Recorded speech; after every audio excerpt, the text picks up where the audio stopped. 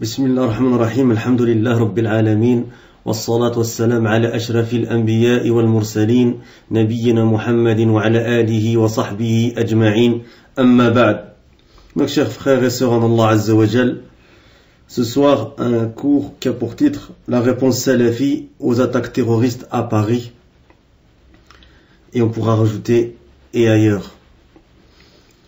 Donc c'est un sermon du vendredi en date du 9 janvier 2015 qui a été délivré par notre frère Abu Khadija, qu'Allah le préserve, qui est un prédicateur à la mosquée Salafi de Birmingham, qui est un frère anglophone. Et donc suite aux événements que vous connaissez tous, il a fait un sermon du vendredi pour clarifier la réponse Salafi aux attaques terroristes à Paris, comme je l'ai dit. Et donc j'ai voulu vous partager cela avec mes frères et sœurs francophones, et donc j'ai traduit ce sermon du vendredi que je vais partager avec vous dans un instant, Inch'Allah. Donc le frère Abu Khadija, hafidahullah, il commence en disant: le premier point dont je souhaite faire part à mes frères et sœurs et à ceux qui nous écoutent est que ces attaques qui ont lieu à Paris, en France ou à tout autre endroit où elles pourraient être reproduites ou initiées ou commises ne sont pas considérées comme héroïques en islam. Elles ne peuvent pas être considérées comme certaines gens ont dit, car Allah le Très-Haut les guide et les réforme et les guide de leurs ténèbres et de leur égarement vers la guidée, lorsqu'ils ont dit la bannière du jihad a été levée. Cet appel est l'appel des extrémistes, de ceux qui exagèrent, les khawarij, ceux qui sont en réalité les ennemis de l'islam, qui saisissent la moindre opportunité pour propager leur idéologie du faux et leur futilité. Le grand savant salafi de notre époque, Cheikh Salih al-Fawzan, hafidahullah ta'ala, qu'Allah le préserve, mentionne le concept du jihad selon la vision des extrémistes. Qu'est-ce que le jihad selon eux, selon ces extrémistes? Il dit qu'Allah le Très-Haut le préserve, il y a des extrémistes qui jugent le jihad comme étant obligatoire en tout temps et dans n'importe quelle situation, sans en appliquer les conditions préalables et les principes. Ils font cela même si les musulmans sont faibles et sans force, et même s'ils n'ont aucun gouverneur au-dessus d'eux. Et donc chacun d'entre eux combat celui qu'ils voient comme un ennemi et s'engage dans des batailles et des escarmouches sans aucun leadership ni autorité légale, et tue les non-musulmans qu'il est interdit de tuer.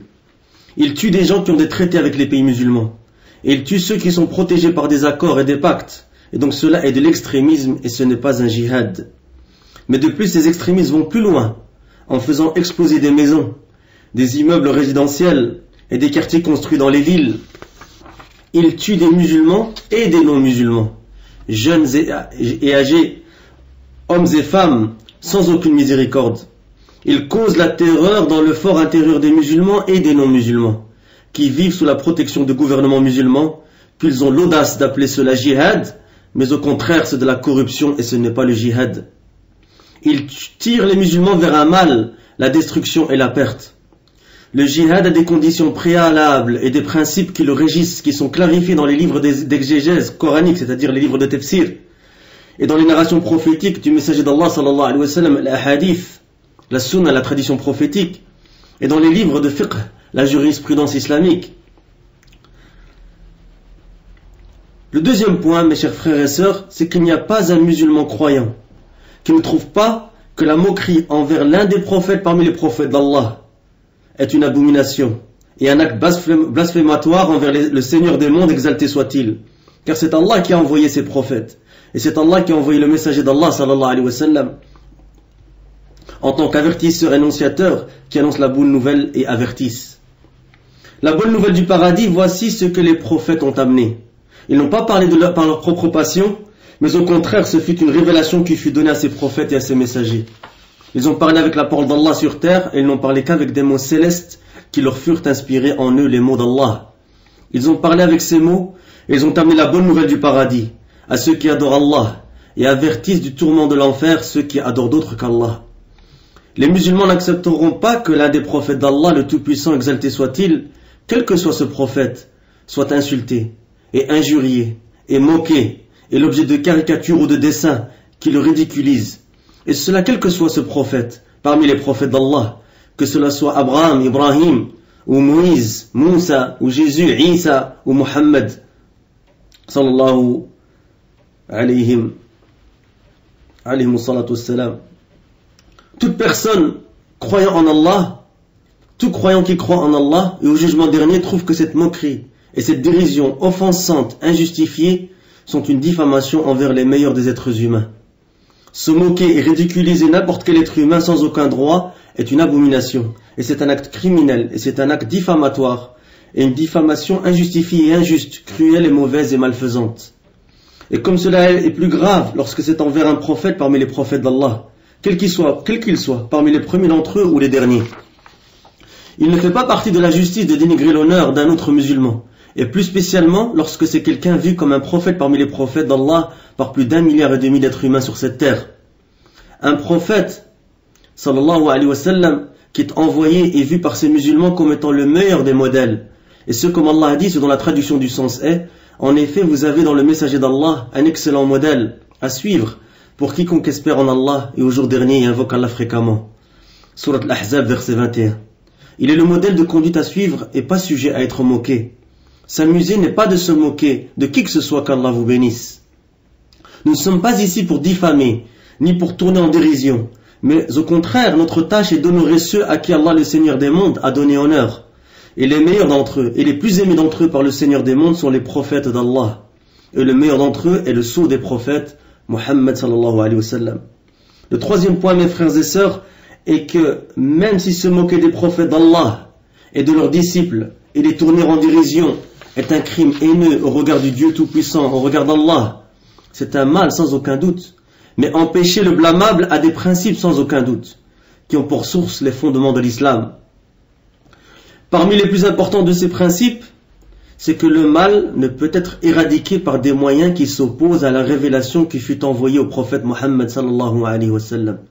Et ce à tel point que l'imam al-Bukhari a comme titre de l'un des chapitres de son authentique, Sahih al-Bukhari, ce magnifique ouvrage dans lequel il compile des paroles et des actions et des caractéristiques du noble prophète Mohammed sallallahu alayhi wa sallam qui sont toutes authentiques. Il y a dans ce titre de chapitre Bab al-ilm qabl al-qawl wal-amal, chapitre de la science avant la parole et l'action. Il dit chapitre, ce qui montre que c'est l'un des principes de l'islam et un fondement parmi les fondements de la religion. Chapitre de la science avant la parole et l'action. Chaque parole et chaque action qu'un musulman fait et dans laquelle il s'engage est précédée par la science. Des principes qui sont enracinés dans la révélation. De même, mes frères et sœurs, sans science du Coran et de la Sunna, la tradition prophétique, la personne se cause du tort à elle-même et il est en état de péché au regard d'Allah. Allah dit, selon la traduction du sens est, et ne poursuit pas ce dont tu n'as aucune connaissance. Surat Al-Isra, verset 36. Et Allah dit, selon la traduction du sens est, et de dire contre Allah ce que vous ne savez pas. Surat Al-Baqarah, verset 169. Ordonnez le bien et empêchez le mal. Al-Amr bil-Ma'ruf wa an-Nahy 'anil munkar. Le fondement de cela est la science et sa moelle épinière et les fondations sur lesquelles les gens se basent et sur lesquelles ils bénéficient d'un support avant d'empêcher un mal ou d'ordonner un bien.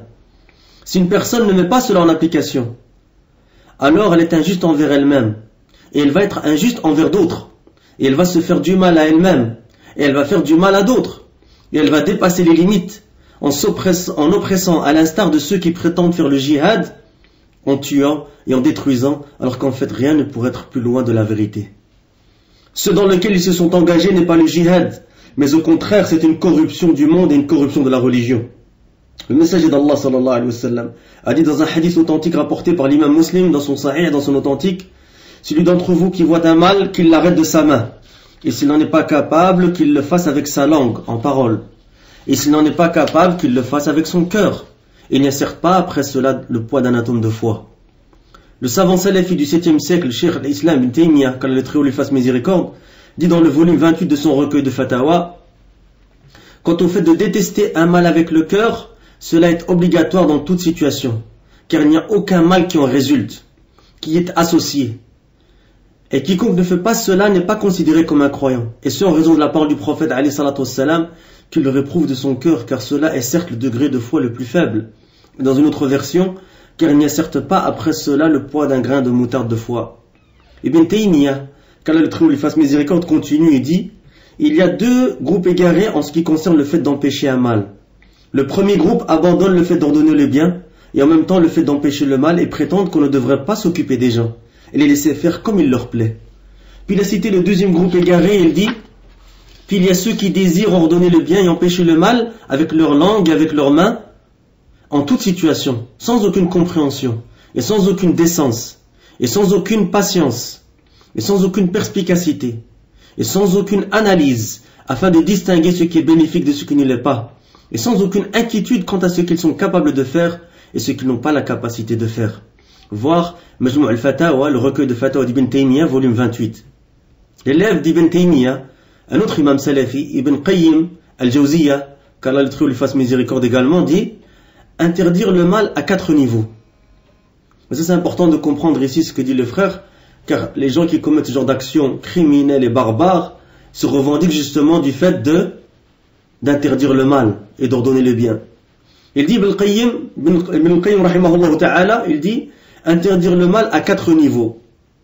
Le premier niveau, le mal est entièrement éradiqué et remplacé par son opposé, c'est-à-dire le bien. Le deuxième, le mal est réduit même s'il n'est pas entièrement éradiqué. Le troisième, le mal est remplacé par un mal qui lui est égal. Et le quatrième, le mal est remplacé par un mal qui est plus grand. Puis Ibn Qayyim, quand il lui fasse miséricorde, il dit les 2 premiers niveaux sont légiférés, c'est-à-dire le niveau qui a dit le mal est entièrement éradiqué et remplacé par son opposé, c'est-à-dire le bien. Et le deuxième niveau qui est le mal est réduit même s'il n'est pas entièrement éradiqué. Il dit ces 2 premiers niveaux sont légiférés et corrects dans la religion. Et le troisième, comme on a dit, qui est que le mal est remplacé par un mal qui lui est égal, est sujet à l'effort d'interprétation, ijtihad, des savants. Et le quatrième, qui est que le mal est remplacé par un mal qui est plus grand, le quatrième est que quelqu'un se mette à interdire un mal et que ce qui en résulte est un mal plus grand. Il n'est alors pas permis de se mettre à interdire ce mal à cet égard. Puis Ibn Qayyim, qu'Allah lui fasse miséricorde, dit donc, si tu vois des gens en état de péché se réunir pour des paroles futiles et vaines, pour des jeux, de l'amusement, ils s'assoient ensemble afin d'écouter les clappements de mains et les sifflets. Si tu sais que tu peux les tourner vers des actes d'obéissance envers Allah, alors tu devrais le faire. Et si tu ne peux pas, il est alors meilleur de les laisser faire ce qu'ils font plutôt que de les faire se tourner vers ce qui est un mal plus grand ou un plus grand mal que ce qu'ils commettent déjà. De manière similaire, le cas d'un homme qui s'occupe avec des livres dénués de pudeur, et si tu as peur que le détourné de ces livres dénués de pudeur pourrait résulter en ce qu'il se tourne vers les livres d'innovation religieuse et d'égarement et de sorcellerie, etc., il est alors meilleur de le laisser avec les livres dénués de pudeur avec lesquels il était initialement occupé. Le frère Abu Khadija continue son sermon en disant « Cela est meilleur. En raison de quel principe ?» Le principe qui dit que tu risques de le faire se tourner d'un mal vers un mal qui est plus grand. En interdisant ce mal, tu risques que cela résulte en un mal plus grand. Alors ici, je voudrais faire un point, de ma part ici, une citation d'un grand savant de l'islam, parce que certains risquent de venir avec une ambiguïté en disant « Oui, mais c'est un sujet à divergence, par exemple. » Mais je vous rapporte la parole du grand savant et mufti du royaume d'Arabie Saoudite de son vivant, Cheikh Abdelaziz bin Baz, qu'Allah lui fasse miséricorde, il dit « Et la règle religieuse sur laquelle les savants sont unanimes, c'est-à-dire qu'il n'y a pas de divergence, est qu'il est interdit de retirer un mal par un mal plus grand. Mais de plus, il est obligatoire de repousser le mal parce qu'il le fait complètement disparaître ou le diminue. Tandis que repousser le mal par un mal plus grand, ceci est interdit à l'unanimité des musulmans. » Et je vous donne la référence, c'est Recueil de Fatawa de Cheikh bin Baz, volume 8, page 203. Ce sont les mots de cet imam et savant salafi Ibn Qayyim, qu'Allah lui fasse miséricorde, dans son livre I'lam al-Muwaqqi'in. Ça c'était par rapport à la parole d'Ibn Qayyim qu'on a citée, I'lam al-Muwaqqi'in ar-Rabbil Alamin, volume 3. Maintenant, méditez un moment, mes frères et sœurs. Méditez ce que contiennent ces paroles magnifiques d'Ibn Qayyim et jugez les massacres et les atrocités qui sont commis des mains de ces extrémistes au nom de l'islam. Et vous verrez que leur soi-disant interdiction du mal n'amène que des maux qui sont plus grands. Un plus grand assujettissement des musulmans. Et plus de gens qui se mettent en avant pour remettre en cause l'honneur du noble prophète d'Allah, Muhammad sallallahu alayhi wa sallam. Quand nous étudions le passé de ces extrémistes, nous trouvons assez souvent qu'avant qu'ils s'engagent sur cette voie d'extrémisme, de violence et de soi-disant jihad, comme ils le prétendent, vous trouverez assez souvent qu'ils étaient engagés dans la criminalité et les mœurs légères et fumant des drogues et dans des larcins, et dans un comportement brutal et violent, et autres grands péchés, et ce avant qu'ils soient égarés dans l'extrémisme, pensant quant à leur propre personne qu'ils sont dans la guidée. Par Allah, en se basant sur ces paroles d'Ibn Qayyim, il aurait été meilleur de rester dans leur péché et dans leur criminalité que d'avoir commencé ce qu'ils appellent pratique de l'islam, ou plutôt pratique de cette déviance extrémiste.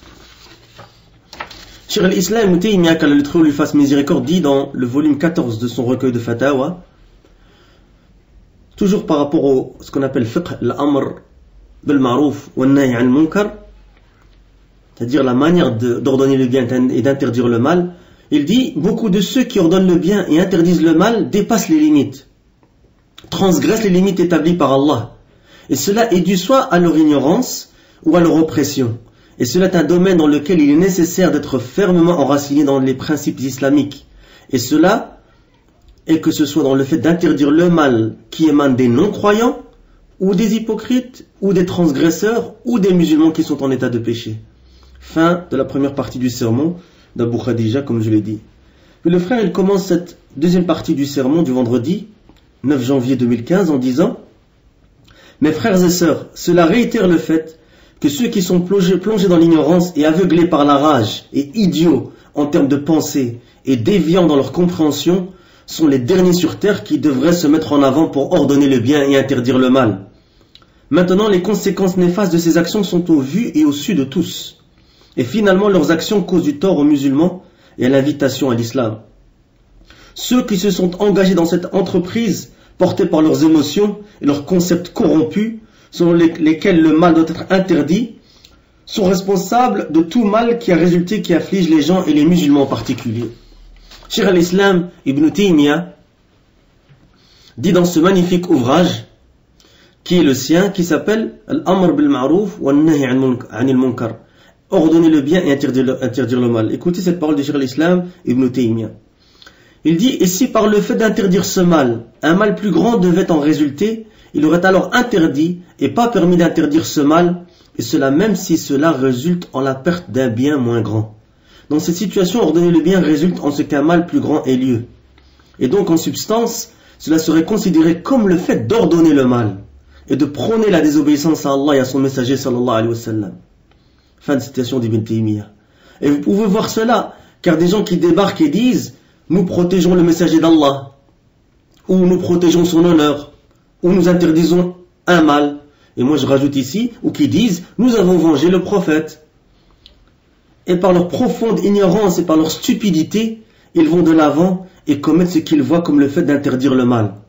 Ce qu'ils n'ont aucun droit de faire, car ils n'ont aucune autorité pour le faire. Et le résultat de cela est un mal plus grand. L'augmentation de ce mal, ce sont eux qui ordonnent ce mal. Ils sont alors responsables pour cette augmentation du mal qui a lieu en raison de leurs actions basées sur l'ignorance et en raison de leur stupidité. Ce sont les paroles des grands imams de l'islam. Et ne commencez pas à penser par vous-même que oui, mais ils ont fait ceci, oui, mais ils ont fait cela. Et moi je rajoute, comme on peut entendre sur les réseaux sociaux, ou lire dans les réseaux sociaux, ou dans d'autres moyens de communication, qu'on peut entendre. Et donc le frère ici, il dit: ils n'ont rien fait d'autre que de causer du tort à l'islam et faire du mal aux musulmans. Il y a un mal plus grand qui touche les musulmans. Ce sont les paroles des savants qu'Allah élève en toute époque et en tout temps, afin que nous ne glissions pas, et que nous ne trébuchions pas, et que nous n'égarions pas autrui. Et la réalité de ce qui résulte des méfaits de ces auteurs de crimes et de ces extrémistes est qu'ils endossent la responsabilité de toute calamité, et de tout méfait, et de toute oppression, et de toute transgression qui touche les musulmans, en raison de leur stupidité, et de leur corruption, et de leur désir de rectifier un mal d'une manière qui n'est pas légiférée par Allah, ni par son messager sallallahu alayhi wa sallam, dans les fondements et dans les principes. Ibn Qayyim, qu'Allah lui fasse miséricorde, dit dans son ouvrage I'lam al-Muwaqqi'in ar-Rabbil Alamin, volume 3, le prophète sallallahu alayhi wa sallam a légiféré à sa communauté l'obligation d'interdire le mal, afin qu'en interdisant ce mal, un bien se concrétise. Fin de citation d'Ibn Qayyim rahimahullah. C'est ce que tu fais, tu interdis le mal afin qu'un bien se concrétise, un bien qui est aimé par Allah et son messager sallallahu alayhi wa sallam. Ibn Qayyim continue en disant: cependant, si par le fait d'interdire un mal, cela nécessite que cela résulte en un mal plus grand qui est détesté par Allah et son messager sallallahu alayhi wa sallam, alors il n'est pas permis de l'interdire, même si Allah déteste ce mal et déteste ceux qui le commettent. Fin du citation d'Ibn al-Qayyim. Le frère Abu Khadija, qu'Allah le préserve, il dit: voilà les gens de la sunna, ô mes frères, ceci est la salafiyya. Et ici je voudrais faire un point par rapport à ce qu'on peut entendre dans les médias et par des pseudo-spécialistes de la salafiyya qui catégorisent la salafiyya en 3 catégories. Ils disent qu'il y a une salafiyya qui est violentiste, terroriste, extrémiste, c'est-à-dire les khawarij, et qu'il y a une salafiyya qui est soi-disant quiétiste, shiuriste, piétiste, c'est-à-dire les vrais salafis, et une salafiyya qui est militante au terme politique du terme et qui serait les frères musulmans. C'est une catégorisation qui est fausse et qui n'a aucun fondement. Les salafis ne sont qu'un seul groupe, et c'est ceux qui suivent les plus prédécesseurs ridwanullah alayhim dans les fondements et les branches de la religion. Ceux qu'ils appellent soi-disant les salafis djihadistes, terroristes, violentistes, ce ne sont d'autres que les khawarij, contre lesquels le prophète alayhi salatu wassalam a mis en garde dans de nombreux hadiths, dans de nombreux textes, et les compagnons du prophète alayhi salatu wassalam et toutes les générations de savants jusqu'au jour d'aujourd'hui, nos savants contemporains, à l'instar de Cheikh Ben Baz, de Cheikh Al-Uthaymin, de Cheikh Al-Albani, de Cheikh Ubayd, de Cheikh Rabi', de Cheikh Al-Fawzan. Si vous pouvez citer n'importe quel savant salafi contemporain, qu'ils soient en Saoudi d'ailleurs, en Arabie Saoudite ou ailleurs, ils mettent tous en garde contre cette secte qui s'appelle la secte des Khawarij et qu'on ne peut pas appeler salafiste ou salafi.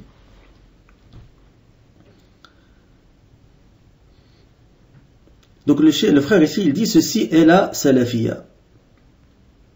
La salafiyya n'est pas aveugle, et n'est pas sans vision, et n'est pas sans perspicacité, mais au contraire c'est une clairvoyance, et c'est une perspicacité, et ce n'est ni transiger ni faire un compromis dans les fondements de la religion, mais au contraire c'est une perspicacité, et c'est une profondeur dans la science, et c'est pour cela que nous nous référons aux gens de science et aux savants.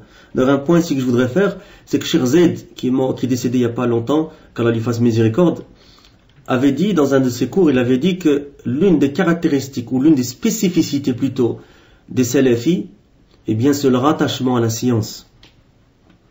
C'est leur attachement à la quête de la science. En opposition d'ailleurs à ces extrémistes ignorants qui ne sont pas attachés à la science correcte et à la science authentique héritée du prophète alayhi salatu wassalam. Donc le frère ici il continue en disant: la salafiyya n'est pas aveugle, elle n'est pas sans vision, elle n'est pas sans perspicacité, mais au contraire c'est une clairvoyance, et c'est une perspicacité, et ce n'est ni transiger ni faire un compromis dans les fondements de la religion, mais au contraire c'est une perspicacité et c'est une profondeur dans la science, et c'est pour cela que nous nous référons aux gens de science et aux savants. D'ailleurs, si vous me permettez, je vais faire un point à la fin de ce cours par rapport à une déclaration de Cheikh Ubayd par rapport aux événements et aux massacres qui ont eu tristement lieu au journal Charlie Hebdo. Et d'ailleurs, c'est une question qu'on a posée à Cheikh Abel Jabiri, justement en application de ce principe de revenir aux gens de science dans toutes les affaires qui nous touchent. Donc le frère ici, il dit: qui ont-ils ces extrémistes? Des anciens proxénètes? Des revendeurs de drogue? Des voleurs et des criminels? Qui maintenant tiennent l'étendard de l'extrémisme? Où sont leurs savants? Où est leur science?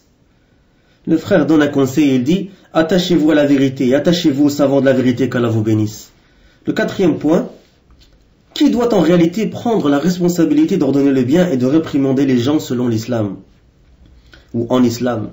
Le cheikh salafi de cette communauté, Cheikh Salih Al-Fawzan, qu'Allah le préserve, déclare: interdire le mal par les mains, c'est-à-dire par la force, c'est-à-dire empêcher le mal ou punir la personne qui est responsable de ce mal, est du ressort des gens qui détiennent le commandement, les autorités qui sont à la tête du dispositif de gouvernance. C'est à eux que revient la responsabilité de punir. Interdire le mal par la parole revient aux savants, qui détiennent la science et la sagesse et la perspicacité et la compréhension. Quant à détester le mal par le cœur, cela appartient au commun des gens qui n'ont ni autorité ni science. Donc mes frères et sœurs, méditez. Avant cela, c'est la fin de citation de Cheikh Al-Fawzan. Donc mes frères et sœurs, méditez. Méditez au sujet de ceux qui ont perpétré ces crimes.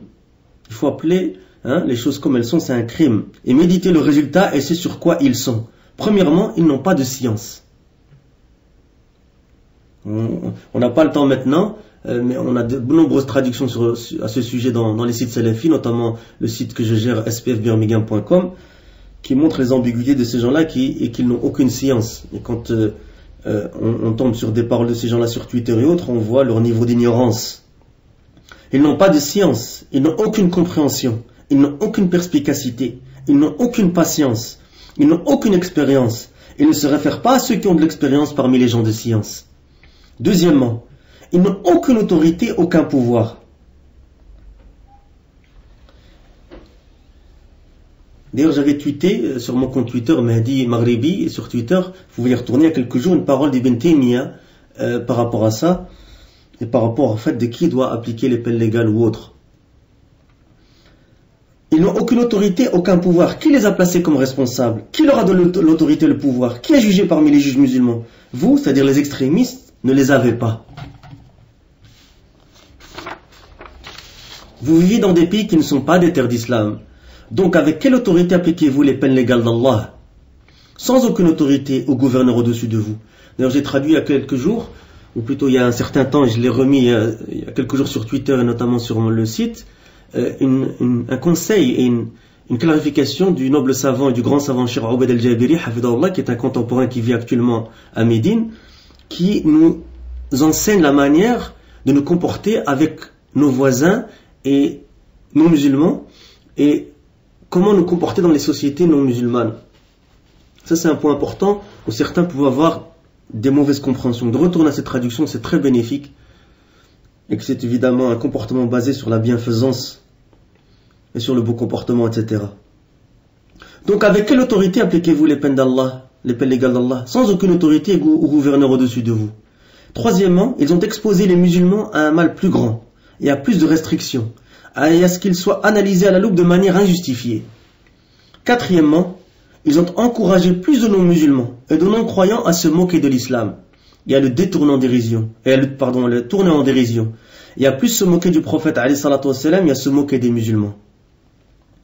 Et vous le voyez, mes frères et sœurs, ça c'est une parole qu'Abu Khadja a dit d'ailleurs sur son compte Twitter et j'ai fait référence à cela aussi, sur le mien, c'est que par rapport aux caricatures, par rapport au journal Charlie Hebdo, avant les événements tragiques, il y avait une édition à 60 000 exemplaires peut-être, un peu moins ou un peu plus, et maintenant il est imprimé des chiffres qui disent 3 millions, puis ensuite 5 millions, puis ensuite carrément maintenant 7 millions d'exemplaires, traduits en 6, certains disent 16 langues, en fonction des sources qui donnent ces informations-là. Donc vous voyez comment ça a été démultiplié.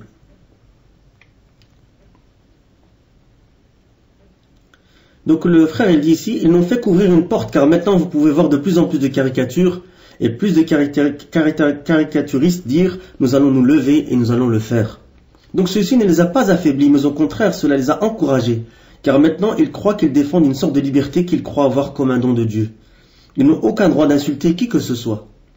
Qu'en est-il alors d'insulter les prophètes d'Allah, le Très-Haut? Ici vous avez remarqué que le frère fait un point ici, qui est très important dans notre croyance, c'est que ces caricatures, ou moqueries, ou railleries, ou dénigrements, ou insultes, etc., ne sont pas autorisés et sont considérés comme une mécréance d'ailleurs en islam, et que cela soit envers quelque prophète que ce soit. Mais maintenant vous, c'est-à-dire les extrémistes, les avez encouragés et vous leur avez donné ce courage. Et maintenant vous voyez en moins de 24 heures combien de gens en plus se moquer et dénigrer et insulter notre prophète alayhi salatu wassalam. Pourquoi? À cause de ces idiots. Car ceux qui en sont responsables, quels qu'ils soient, croyaient réaliser quelque chose de bien. Cinquièmement, ils ont érigé une barrière supplémentaire entre les non-musulmans et le fait de se convertir à l'islam et de connaître la beauté de l'islam. Et d'ailleurs ici, un point que je voulais partager avec vous, qui est une anecdote, c'est qu'un de nos frères prédicateurs racontait qu'un chauffeur de taxi qu'il connaît a pris un non-musulman, un client non-musulman en charge et qu'il l'a amené à un certain endroit, et que donc justement le non-musulman lui disait qu'il ne connaissait pas avant ces événements, qu'il ne connaissait pas le prophète Mohammed sallallahu alayhi wa sallam. Et que justement, en entendant parler beaucoup de lui, il a voulu s'intéresser, savoir qui il était, et il a dit vous avez quelqu'un de magnifique, quelqu'un de très très très important, Il a dit, je n'ai pas pu quitter l'écran de mon ordinateur jusqu'à 7 heures du matin. Il a passé toute la nuit à lire sur la vie du prophète, alayhi salatu wassalam. Et d'ailleurs, s'il y a des non-musulmans qui nous écoutent, je les invite, du fond de mon cœur,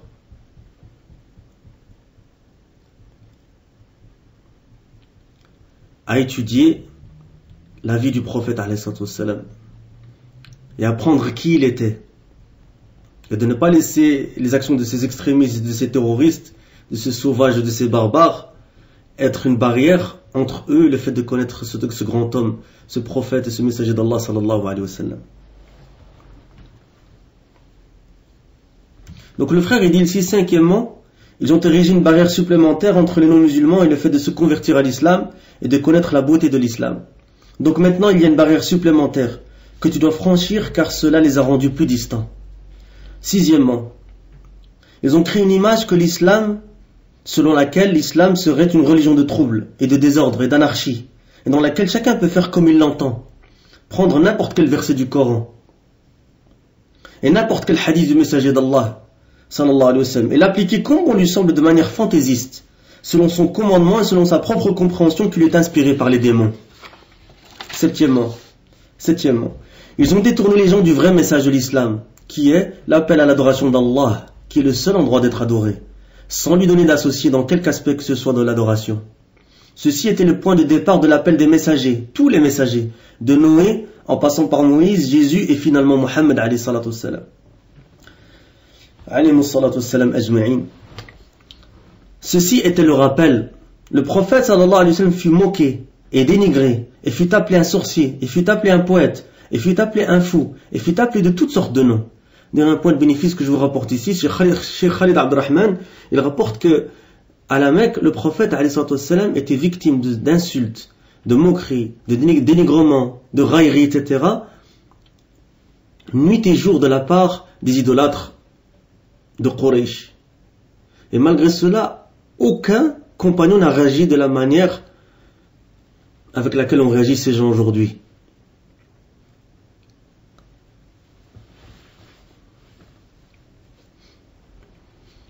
Le prophète alayhi salatu wassalam fut moqué et dénigré, fut appelé un sorcier, fut appelé un poète, et fut appelé un fou, et fut appelé de toutes sortes de noms. De plus, il fut insulté et il fut frappé. Et malgré cela, à quoi les appelait-il? À dire la ilaha illallah. Nul n'est en droit d'être adoré par Allah, car ceci était l'appel. Et encore plus, comme les savants le disent, en temps de faiblesse, et en temps où la communauté est faible, alors nous revenons à ceux auxquels le prophète sallallahu alayhi wa sallam a appelé, et nous endurons le mal qui nous touche. Donc ceux-là, c'est-à-dire les extrémistes, ont détourné les gens du vrai message de l'islam. Le cinquième point. Soyez attentifs et soyez vigilants, mes frères et sœurs, et reconnaissez l'extrémisme pour ce qu'il est. Il y a des signes, et reconnaissez leurs caractéristiques. Il y a des signes et des caractéristiques qui sont apparents chez l'extrémiste, et qui sont reconnaissables pour celui qui sait ce qu'il faut chercher. Reconnaître ces signes est essentiel dans la lutte contre la radicalisation de notre jeunesse musulmane. C'est un terme qu'on entend beaucoup. On entend beaucoup de gens se revendiquer de cette lutte contre la radicalisation de la jeunesse musulmane.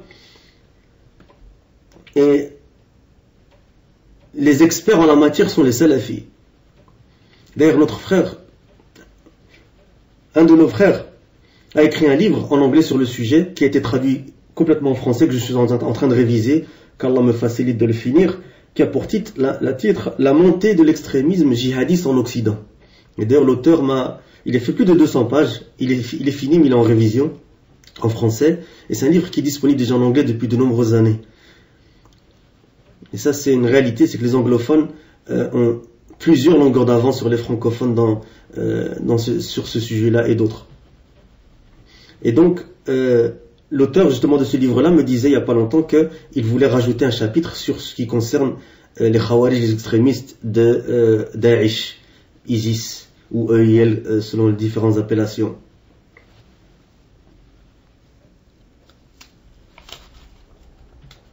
Justement donc, le frère il dit reconnaître ces signes est essentiel dans la lutte contre la radicalisation de notre jeunesse musulmane. Ne citant que quelques-uns de ces traits, il dit, premièrement, ceux qui appellent à l'extrémisme focalisent l'attention des jeunes et des nouveaux pratiquants et des nouveaux convertis à l'islam.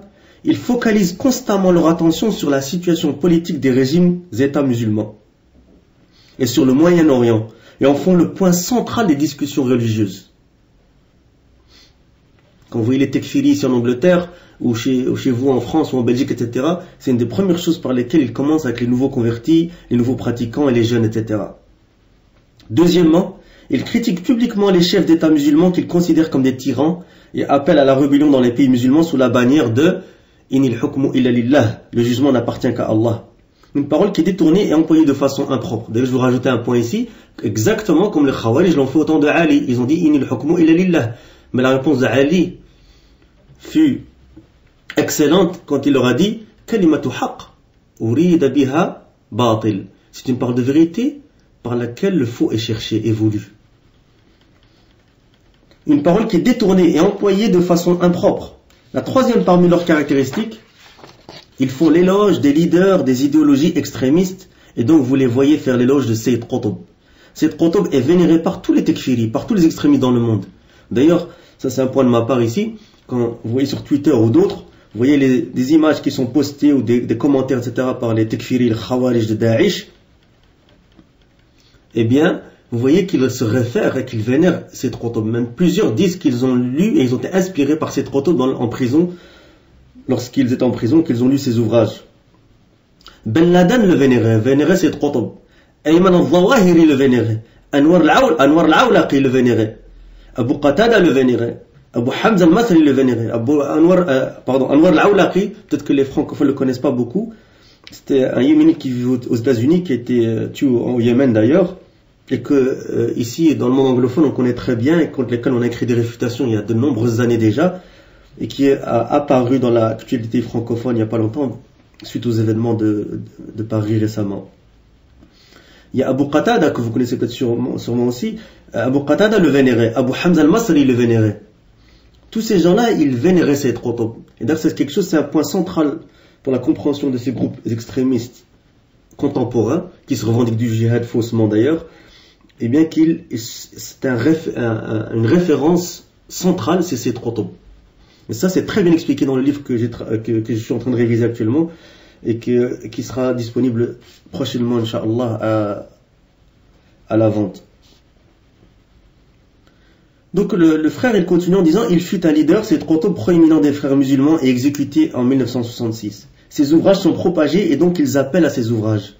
Leur quatrième caractéristique de ces extrémistes et de ceux qui sont sous leur influence, ils se distinguent par le fait de juger les musulmans qui contredisent leur vision politique du monde comme étant des mécréants. Ils les excommunient, tekfir, ce qu'on appelle tekfir, c'est pour ça qu'on les appelle des tekfiri. Ils les excommunient du fait d'entrer au paradis. Ils leur disent, vous n'êtes pas au paradis, vous êtes en enfer éternellement. Ils voient que les chefs d'État musulmans qui commettent des péchés ou des actes de tyrannie ne sont pas des musulmans. Ils déclarent les musulmans comme étant mécréants. Ce qu'on a dit, on appelait, dans la terminologie de l'islam, tekfir. Et donc ce sont des tekfiri. Cinquièmement, les extrémistes en Occident font souvent l'apologie de la violence perpétrée par ces soi-disant groupes djihadistes. Ils ne sont pas en djihad. Ils sont dans l'extrémisme et dans la corruption.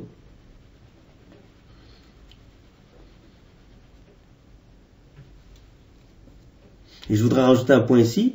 Faites attention aux gens qui sont plus vicieux dans leur apologie et qui font un genre de détail. Ils disent non, mais en France on ne peut pas, sous-entendant qu'ailleurs on peut. Faites attention à ce genre de discours-là aussi.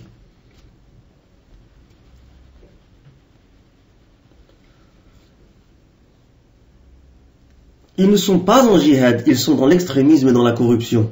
Ils glorifient les actes de ces extrémistes et donc ils vont glorifier, faire l'apologie de ce qui s'est passé à Paris.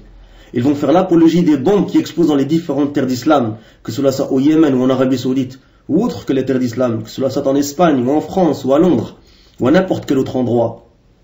Ils vont faire l'apologie de ces actes terroristes. Vous ne trouverez pas dans leur discours la condamnation de l'extrémisme violent ou de ses leaders.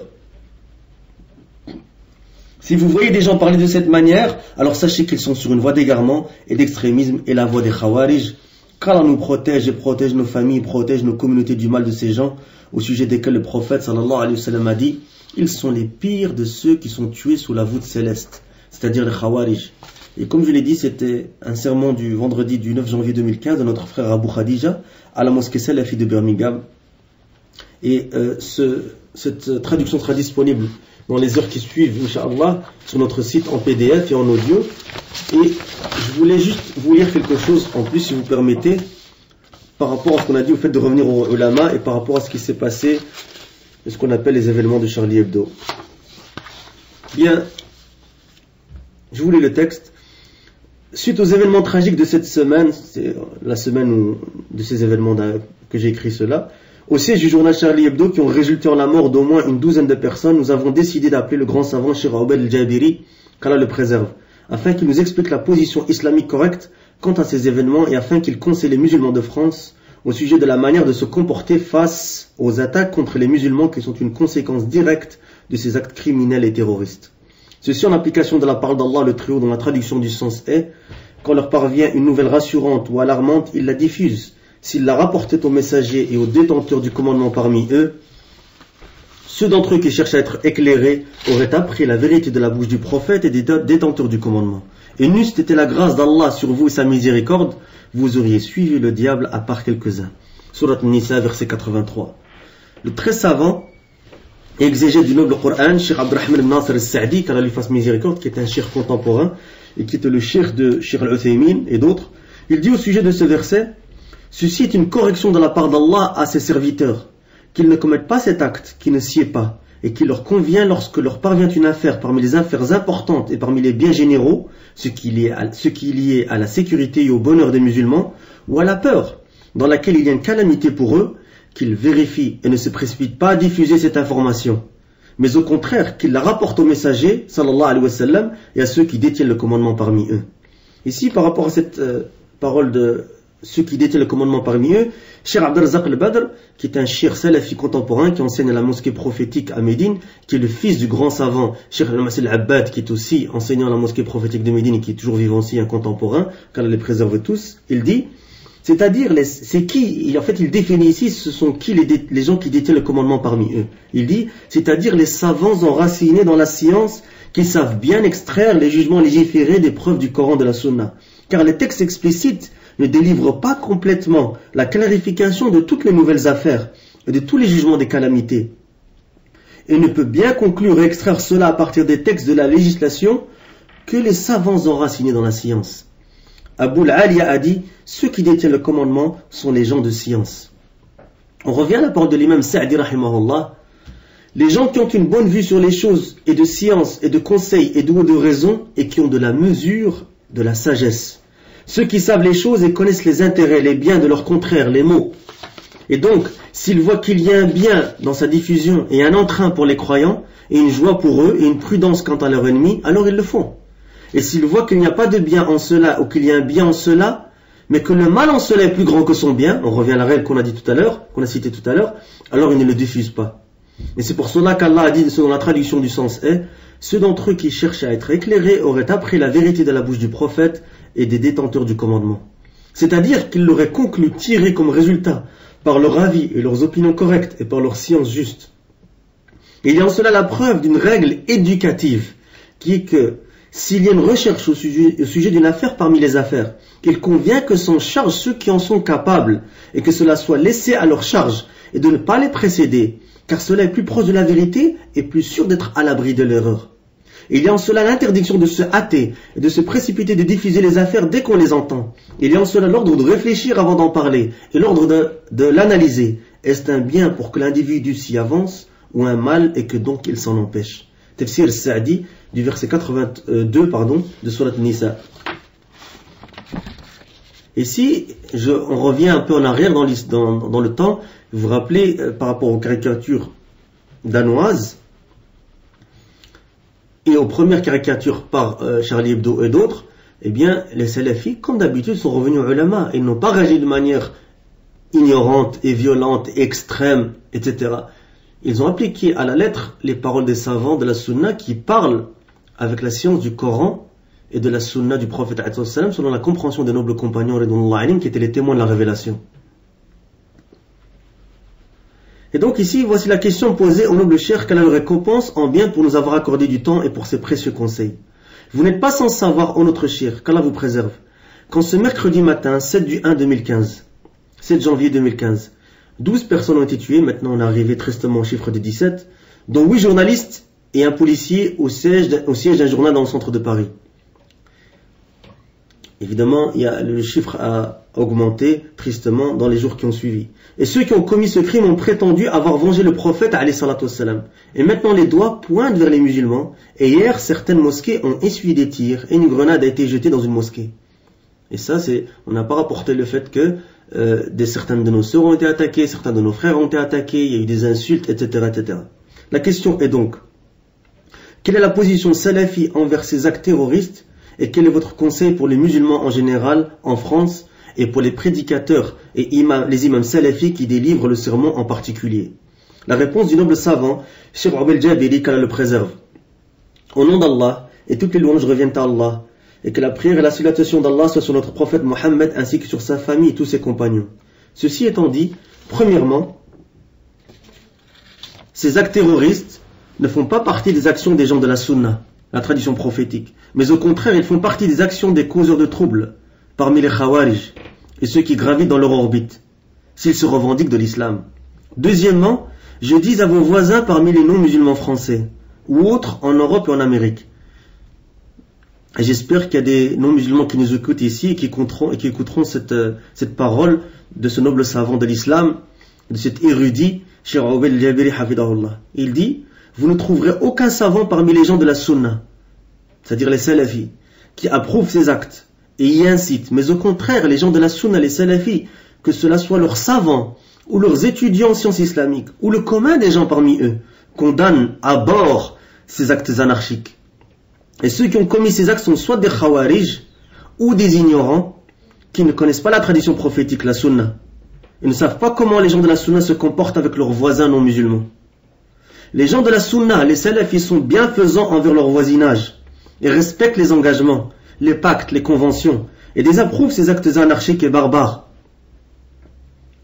D'ailleurs, notre frère Hassan, il a très bien rappelé dans son livre, dans son cours de samedi, de ce samedi-ci, hier, lorsqu'il a dit, il a rappelé que nous vivons dans des pays occidentaux et nous vivons sous des pactes et des accords et des conventions, que ce soit par un visa, par la nationalité ou par autre. Donc le cheikh dit ici, il continue, les gens de la sunna sont bienfaisants envers leur voisinage et respectent les engagements, pactes, conventions et désapprouvent ces actes anarchiques et barbares. En guise de conclusion, je conseille nos fils parmi les musulmans. Écoutez, ce conseil basé sur la science. C'est pour ça qu'il est important de revenir aux ulama et de ne pas revenir à des ignorants ou à des gens extrêmes qui n'ont aucune science de la révélation. Il dit en guise de conclusion, je conseille nos fils parmi les musulmans, qu'ils soient des imams qui délivrent des sermons ou des enseignants ou des prédicateurs, de proclamer leur désaveu de ces actes barbares et qu'ils le notifient aux forces de l'ordre et à tous ceux qu'ils peuvent joindre. Qu'Allah facilite à tous ce dont il est satisfait et que la prière et la salutation d'Allah soient sur notre prophète Mohammed ainsi que sur sa famille et tous ses compagnons. Dicté par Ubayd ibn Abdillah ibn Sulayman al-Jabiri, enseignant à l'université islamique de Médine, le matin du vendredi 18 de Rabi' al-Awwal 1436 de l'Hégire, correspondant au 9 janvier 2015. Et c'est une question écrite et traduite de ma part, et revue corrigée par notre frère Salafi Ammar Abu Nawas al-Jazairi, qui réside à Médine, et revue corrigée et posée au cheikh par Hassan Abu Asma al-Maghribi, qui réside actuellement au Maroc. Et vous avez dans le PDF qui est disponible déjà sur le site un lien pour l'audio de l'appel téléphonique. Et par rapport à ce qu'il a dit le cheikh ici, quand il a dit qu'il le notifie aux forces de l'ordre, à tous ceux qu'ils peuvent le joindre, et qu'il fasse savoir aux non-musulmans, etc.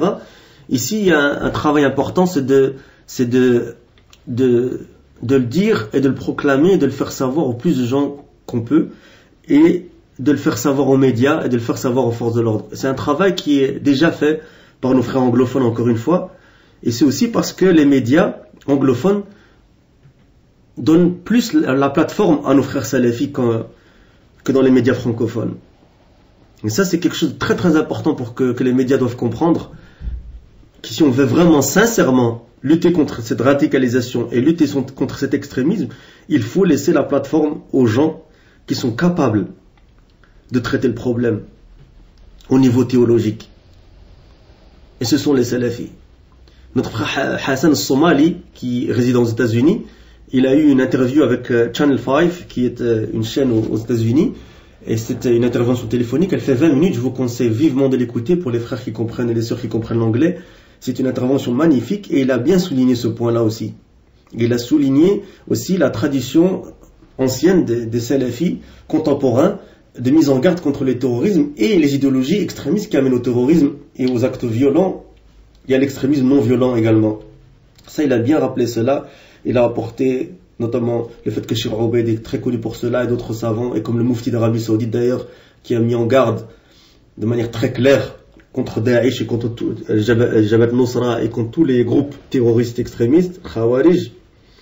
Et d'ailleurs, Cheikh Obeid et Cheikh Abdelaziz Shir et les autres savants salafis ont fait la fatwa qu'il est obligatoire de dénoncer ces gens-là aux autorités si on les connaît, si on sait qu'ils ont ces idées-là et qu'ils sont capables de faire ce genre d'action-là. Il est obligatoire, et n'écoutez pas les discours des extrémistes qui vous traitent de vendus ou autres. Au contraire, cela fait partie du fait d'ordonner le bien et d'interdire le mal. Et avec cela, pour ne pas faire trop long, on va s'arrêter à cela, Inch'Allah ta'ala. Et je vous remercie pour votre patience et votre écoute. Wallahu a'lam wa subhanakallahu wa bihamdik. Ashhadu an la ilaha illa ant astaghfiruka wa atubu ilayk. Et avant que j'oublie, notre frère Hassan Abou Asma a aussi fait une interview pour la BBC. Une interview de plus ou moins 5 minutes qui est disponible. Les deux interviews, j'ai tweeté les liens, que ce soit celle de Abu Khadija ou de Hassan Somali aux États-Unis, les liens des audios de ces interventions téléphoniques. De Abu Khadija, pardon, pas de Hassan Abou Asma, je me suis trompé, c'est Abu Khadija et Hassan Somali. Wassalamu alaikum wa rahmatullahi wa barakatuh.